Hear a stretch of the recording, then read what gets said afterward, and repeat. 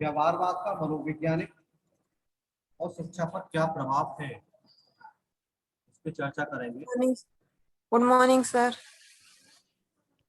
Good morning. कल तो sir आपने अनुकूलित अनुक्रिया का सिद्धांत बता रहे थे। हाँ हाँ, वो बता रहे थे सिद्धांत इसी में है। अनुकूलित अनुक्रिया का सिद्धांत क्या है, पॉवलोव का, इसके सारे जो एक्सपेरिमेंट है वो इसी में जी सर। बताइए।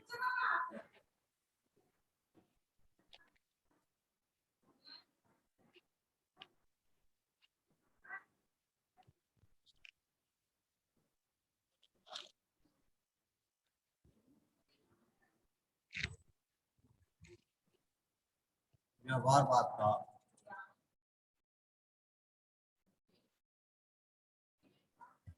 Good morning sir. Good morning. मनोविज्ञान और सर अभी अभी स्टार्ट हुई है क्लास? जी अभी अभी स्टार्ट हुई है क्लास? जी जी, अभी टॉपिक लिख रहा हूँ मैं। टॉपिक का नाम है व्यवहारवाद का मनोविज्ञान और शिक्षा पर प्रभाव।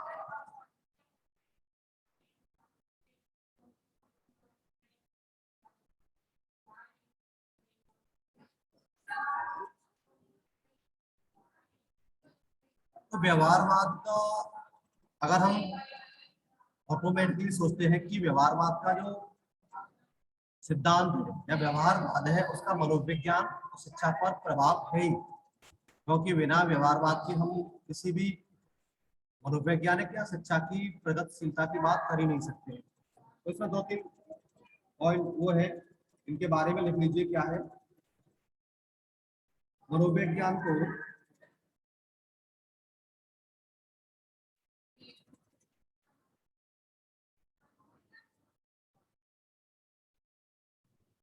मनोविज्ञान को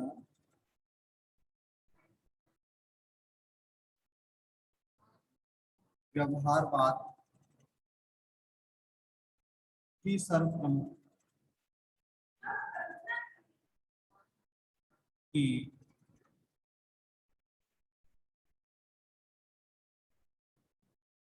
सर्वप्रमुख देन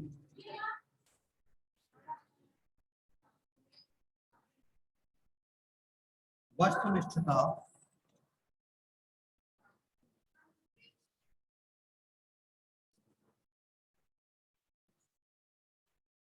और प्रयोगात्मकता है। और प्रयोगात्मकता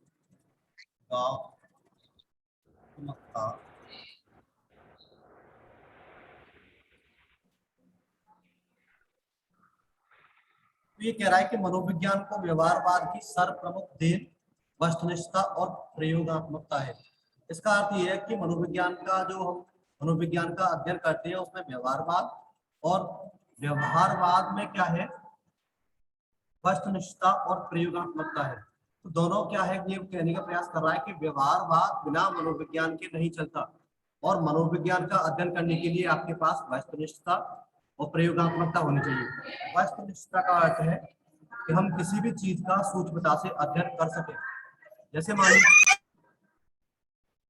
कि अगर हम किसी भी क्लास में मनोवैज्ञानिक तथ्यों के साथ में पढ़ाते हैं तो वहां हम उस क्लास का बड़ी सूक्ष्मता के साथ में वस्तुनिष्ठता के साथ में अध्ययन करेंगे। जैसे मान लीजिए कि आपको वस्तुनिष्ठता का अर्थ क्या समझते हैं, किसी भी चीज का गहनता से अध्ययन करना, वो होती है वस्तुनिष्ठता। और प्रयोगात्मकता का क्या है, क्योंकि हम जो भी कार्य करते हैं उनका एक्सपेरिमेंट हम कर सकते हैं। तो व्यवहारवाद क्या है, मनोविज्ञान के अंतर्गत व्यवहारवाद आता है। और मनोविज्ञान में क्या है, मनोविज्ञान एक ऐसी प्रोसेस है जिसमें वस्तुनिष्ठता और प्रयोगात्मकता दोनों ही है। नेक्स्ट पे लिखे, व्यवहारवादियों ने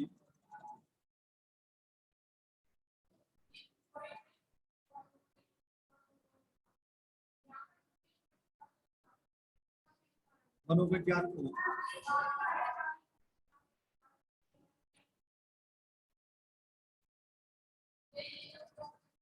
भौतिकी जैसे विषयों की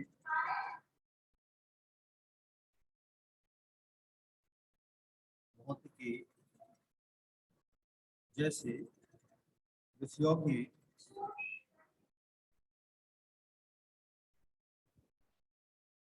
अध्ययनार्थ, अध्ययनार्थ,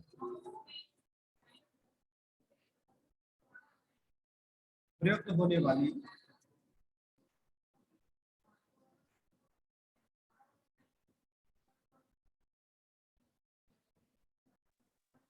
सर भौतिकी जैसे विषयों के, भौतिकी जैसे विषयों के, भौतिकी जैसे विषयों के अध्ययनार्थ प्रयुक्त होने वाली,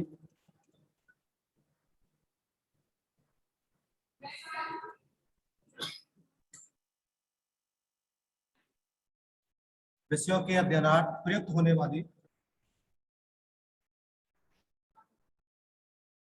वस्तुनिष्ठ विधि पर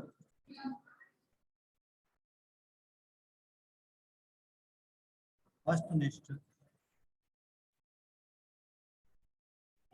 विधि पर आधारित करने का प्रयास किया,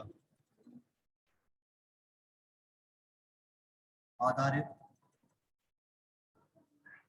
करने का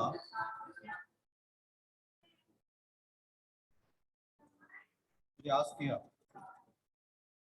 ये कह रहा है कि व्यवहारवादियों ने मनोविज्ञान को भौतिकी जैसे विषयों के अध्ययनार्थ प्रयुक्त होने वाली वस्तुनिष्ठ विधि पर आधारित करने का प्रयास किया है। मनोविज्ञान को भौतिकी में हम कैसे लागू कर सकते हैं, यहाँ तक अध्ययन की बात रखी गई व्यवहारवादियों की बात। नेक्स्ट है फिर, जिससे इसकी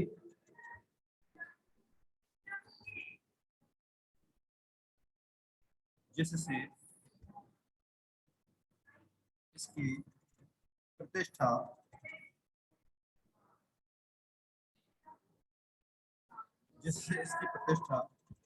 विज्ञान के रूप में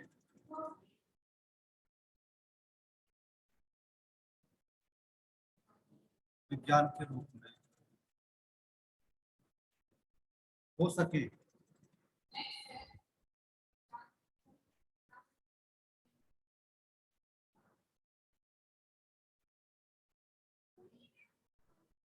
व्यवहारवाद से, नेक्स्ट लिखना है,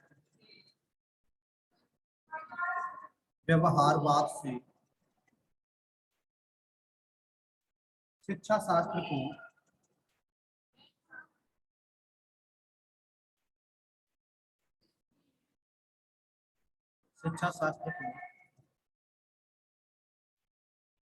भी बड़ी सहायता मिली है।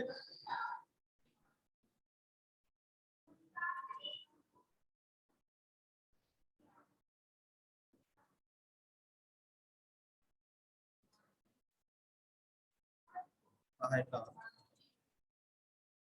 मिली है। शिक्षा शास्त्रियों ने शिक्षा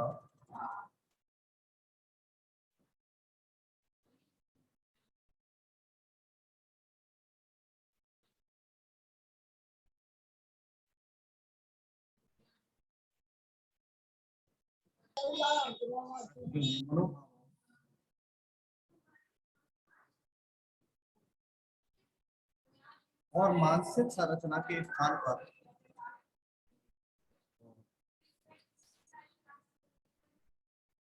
मानसिक संरचना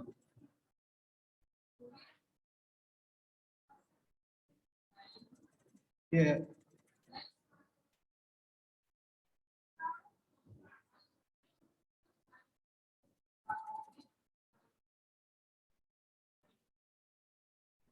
आधार पर, मानसिक प्रक्रियाओं को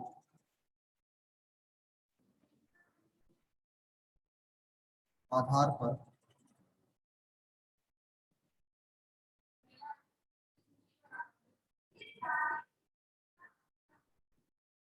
प्रक्रियाओं को बल मिला है।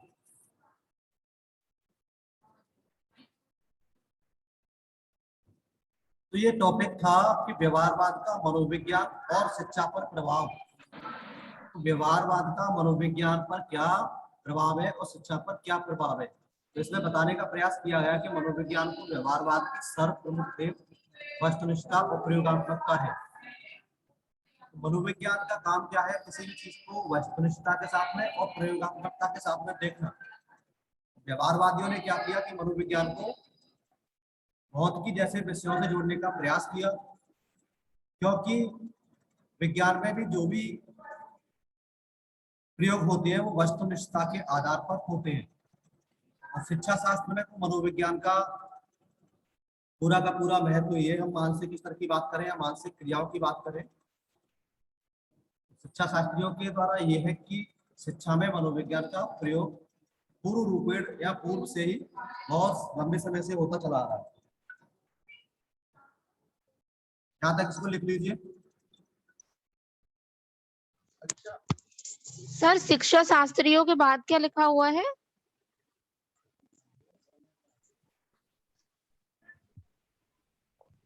Second line, second last.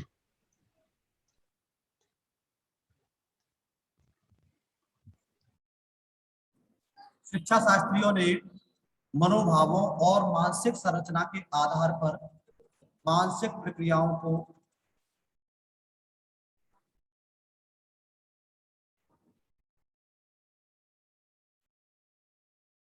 बल मिला है।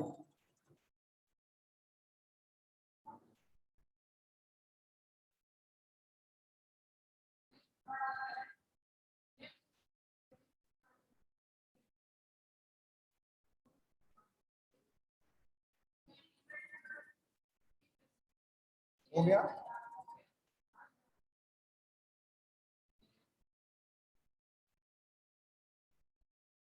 हो गया क्या? जी सर हो गया। ठीक है। जी सर हो गया।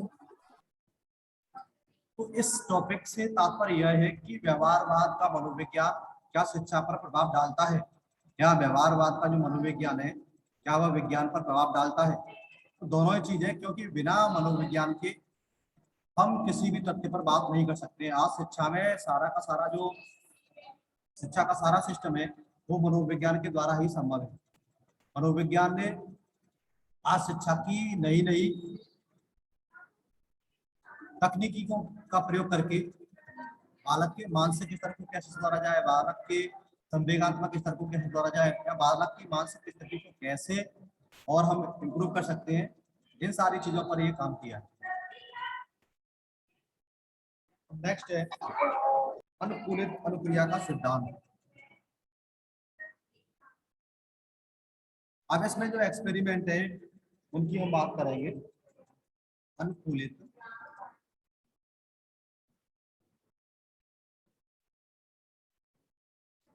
अनुक्रिया अनुकूलित अनुक्रिया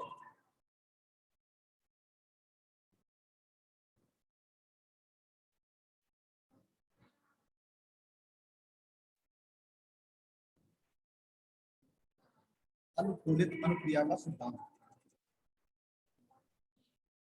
इसमें लिख लीजिए अनुकूलित अनुक्रिया का सिद्धांत क्या है। अधिगम के इस सिद्धांत के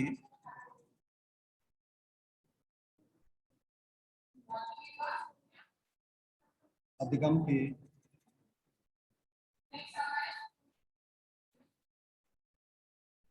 इस सिद्धांत के प्रतिपादक रूसी शरीर विज्ञानी रूसी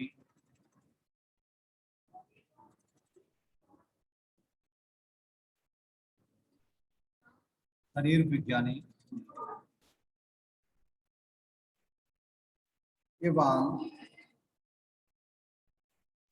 सर प्रतिपादक रूसी लिखा हुआ है क्या? अधिगम के इस सिद्धांत के प्रतिपादक रूस के निवासी, रूस के एक डॉक्टर थे, रूसी शरीर विज्ञान से संबंधित डॉक्टर थे रूस के, एवं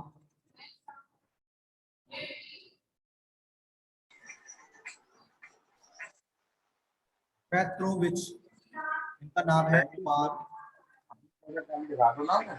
और आज पेट्रोविच। मैंने कैमरे आ गए और भी हो जाएगा।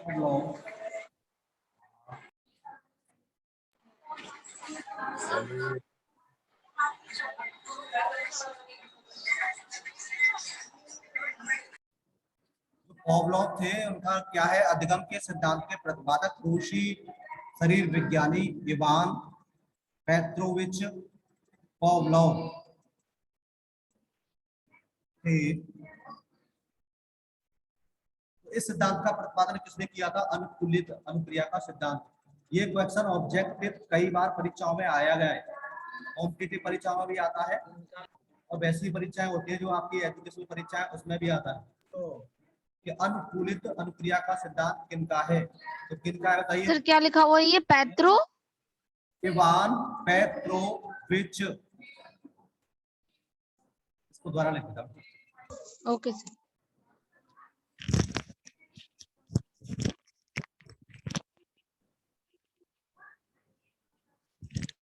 इवान पेट्रोविच पॉवलोव थे। इन्होंने इस सिद्धांत का प्रतिपादन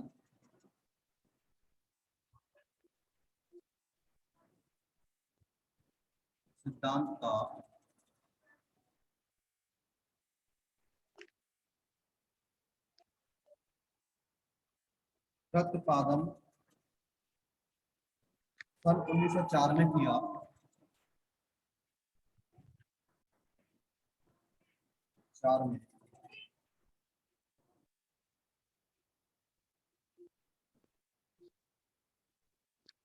किया था।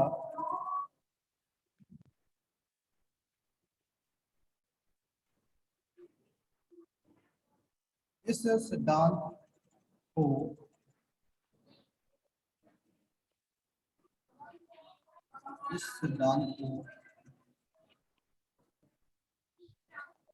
प्रतिस्थापन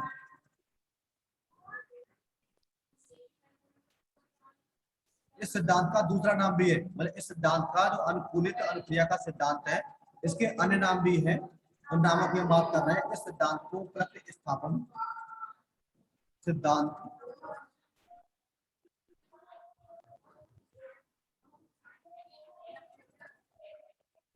तथा अनुबंधन सिद्धांत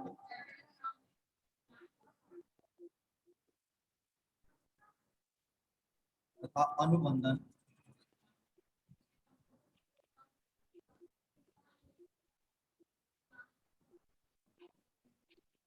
इस सिद्धांत को प्रतिस्थापन सिद्धांत या अनुबंधन सिद्धांत आदि नामों से भी जाना जाता है।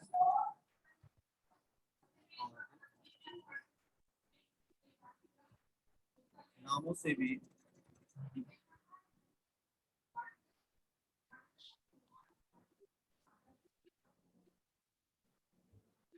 तो पॉवलोव था जो इवान पेट्रोविच पॉवलोव, इसने किन किन सिद्धांतों का प्रतिपादन किया था?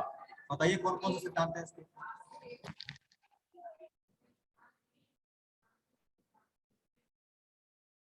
सर प्रतिस्थापन सिद्धांत और अनुकूलित अनुक्रिया का सिद्धांत। इनमें से एक क्वेश्चन आ रहा है, चाहे कॉम्पिटिटिव परीक्षा हो चाहे परीक्षा आपकी इस आपके डीएलएड की हो, लेकिन इनमें से एक ऑब्जेक्टिव क्वेश्चन जरूर आएगा, अनुकूलित सिद्धांत या फिर प्रतिस्थापन सिद्धांत या अनुबंधन सिद्धांत।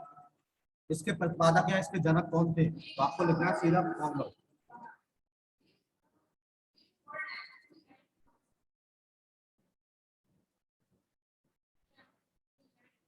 नेक्स्ट इसमें फिर लिखना है आपको व्यवहारवादियों के द्वारा, यहां तक लिख लीजिए, इसको रफ करता हूं मैं, यहां तक लिख लो। हो गया सर। ठीक है,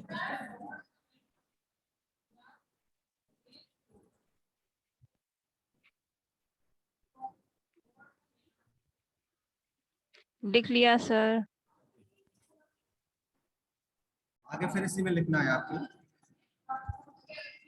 व्यवहारवादियों के द्वारा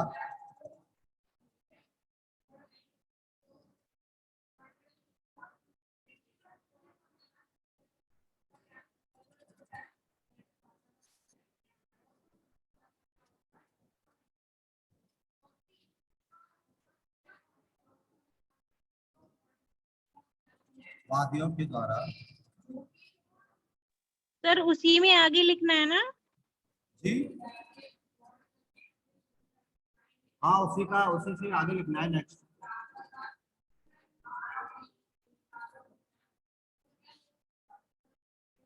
यह मान्य सिद्धांत है, यह मान्य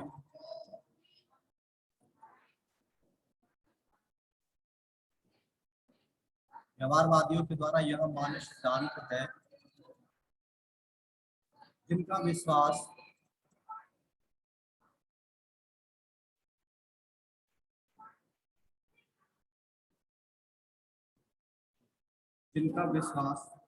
उद्दीपन अनुक्रिया से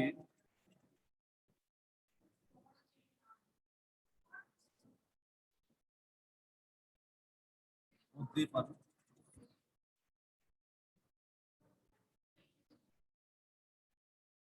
अनुक्रिया से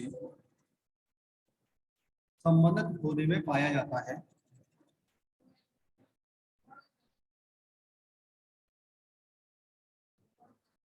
संबंधित होने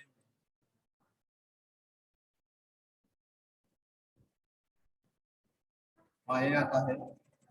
सीखना उद्दीपन अनुक्रिया है।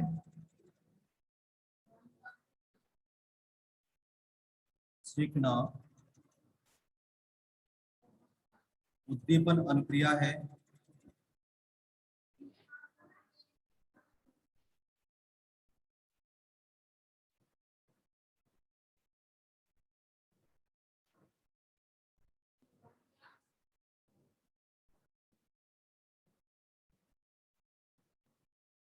यहां तक इसको लिख लीजिए। अनुकूलित अनुक्रिया के सिद्धांत में सीखना उद्दीपन अनुक्रिया है। फिर आपको नेक्स्ट लिखना है अनुकूलित अनुक्रिया का अर्थ। अनुकूलित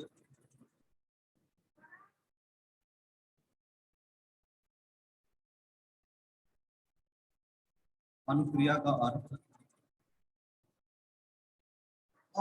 स्वाभाविक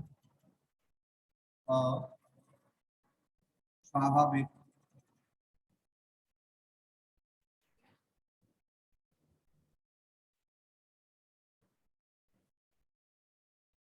उत्तेजना के प्रति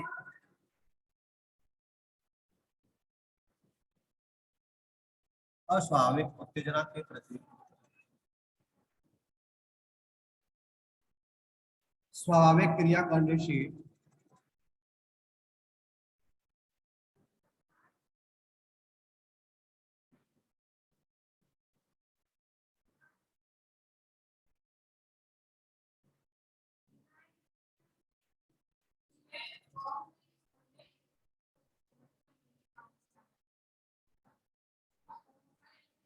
क्रिया करने से है। इसमें समझाने का प्रयास किया गया है कि अनुकूलित अनुक्रिया का अर्थ क्या है कि अस्वाभाविक उत्तेजना के प्रति स्वाभाविक क्रिया करने से है। अस्वाभाविक का मतलब क्या होता है कि जैसे मान लीजिए कि हमारे स्वभाव में कोई चीज नहीं है, या हमारे स्वभाव में ठीक है कोई भी अनुक्रिया नहीं है, उसका संबंध क्या है हम मान लेते हैं स्वाभाविकता से। क्यों? क्योंकि स्वाभाविक होना अस्वाभाविक के ही कारण होता है। इसमें ये बताने का प्रयास किया गया है कि स्वाभाविकता उत्तेजना के प्रति स्वाभाविक क्रिया करने से है। अगर हम अस्वाभाविक है इसका मतलब क्या है कि हम स्वाभाविक ही हो सकते हैं। नेक्स्ट आप इससे समझ पाओगे। यह माना जाता है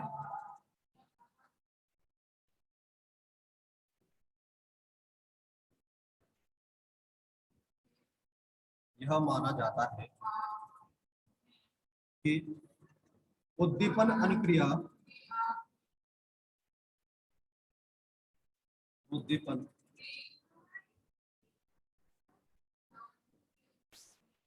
अनुक्रिया प्राणी की मूल प्रवृत्ति का एक भाग है। प्राणी की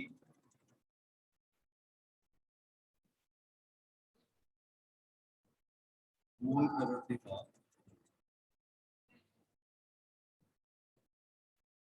एक भाग है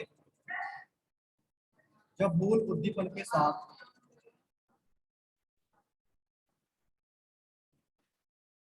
जब मूल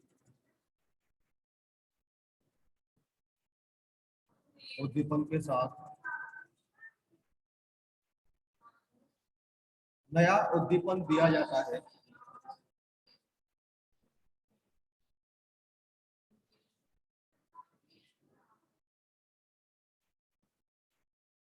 नया उद्दीपन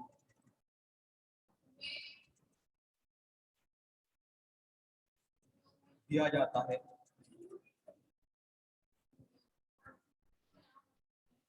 तथा कुछ समय बाद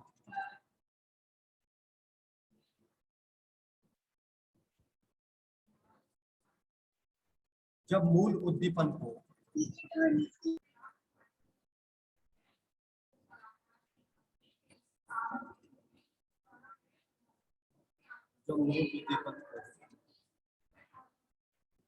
हटा दिया जाता है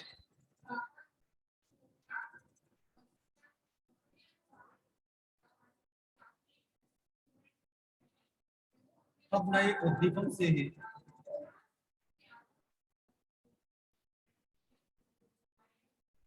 तब नए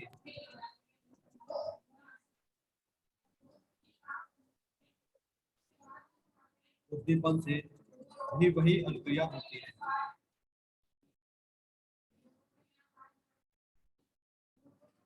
वही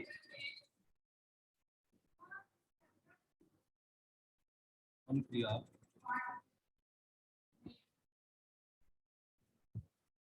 होती है।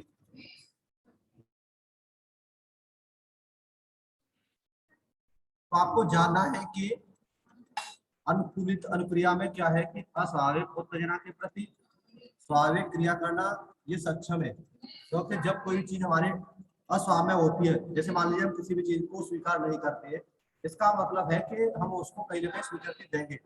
और यह माना जाता है कि उद्दीपन अनुक्रिया प्राणी की मूल प्रवृत्ति का एक भाग है।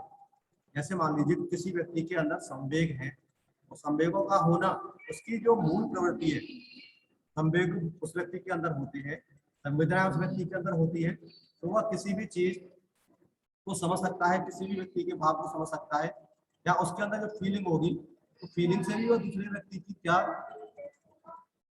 अनुक्रिया है इसको वो पहचान सकता है। क्या तक लिखिए, फिर आपको नेक्स्ट बताते हैं। सर ये पूरा अनुकूल अनुक्रिया के सिद्धांत में ये पूरा ही लिखना पड़ेगा, इसका कोई शॉर्ट फॉर्म नहीं होगा? इसमें शॉर्ट नाम में आपको केवल ये लिखना है, इस सिद्धांत का प्रतिपादन पॉवलोव ने किया है। तो इसमें आपको बताना है कि व्यवहारवादियों के द्वारा यह मान सिद्धांत है जिनका विश्वास उद्दीपन अनुक्रिया से संबंधित होने में पाया जाता है। तो सीखना उद्दीपन अनुक्रिया है। फिर एक लाइन आप यहाँ से लिख सकते हैं, अनुकूलित अनुक्रिया का अर्थ अस्वाभाविक उत्तेजना के प्रति स्वाभाविक क्रिया करने से है। केवल आपको यहाँ तक लिखना है, ये तो मैंने आपको समझाने के लिए बताया है। अनुकूलित अनुक्रिया का सिद्धांत क्या है, ठीक है, आपको यहाँ तक लिखना है। 2 नंबर का ये क्वेश्चन होगा।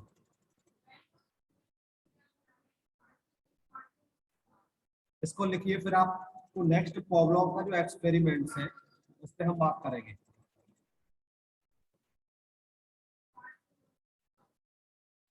अब जैसे मान लीजिए उद्दीपन की ये अनुक्रिया कैसे होती है कि किसी काले रंग की वस्तु को देख करके बालक डर जाता है। काले रंग की किसी वस्तु को देख करके डर जाना, ये क्या है?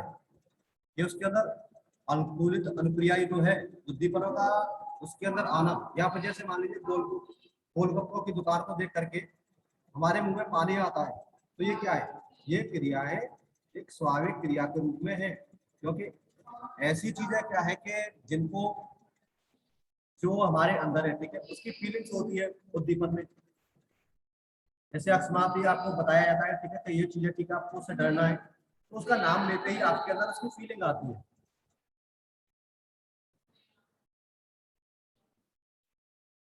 यहाँ तक लिखिए, फिर इसका नेक्स्ट पॉवलोव का जो प्रयोग है उसकी बात करेंगे।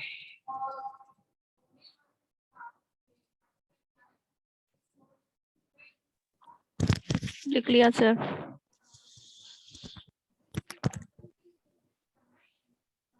पॉवलोव का जो प्रयोग है, पॉवलोव ने अपना जो एक्सपेरिमेंट है किस पे किया था, ये कई बार आपको बताया गया है। क्या है उसका एक्सपेरिमेंट, आप एक बार बताइए।